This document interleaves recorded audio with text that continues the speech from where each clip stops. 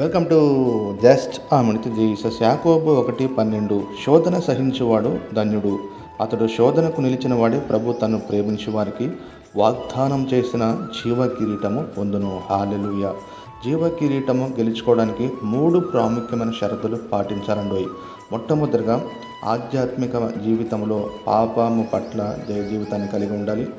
అపవాది శోధిస్తూ ఉంటాడు, దేవుడు పరీక్షిస్తూ ఉంటాడు. కాబట్టి ఆ 2 విషయాల్లో జయ జీవితాన్ని కలిగి ఉండాలి. ఇక రెండవదిగా రోమా 8:28 ప్రకారం దేవుడు తను ప్రేమించే వారికి సమస్తము సమకూడి జరుగుతున్నమని చెప్పిన దాంట్లో మంచైనా చెడైనా కష్టమైన నష్టమైన ప్రతిది కూడా దేవుడు పరీక్షించే దేవుడిగా ఉన్నాడు. కాబట్టి ప్రతి దాంట్లో జయ జీవితం కలిగి ఉండాలి.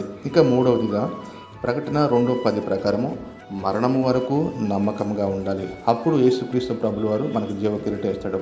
కాబట్టి దేవుని యొక్క పిలుపునందుకొని జీవించే వారికి, క్రీస్తునందున్న వారికి గొప్ప కిరీటము పొందుదుముగాక. ఆమేన్.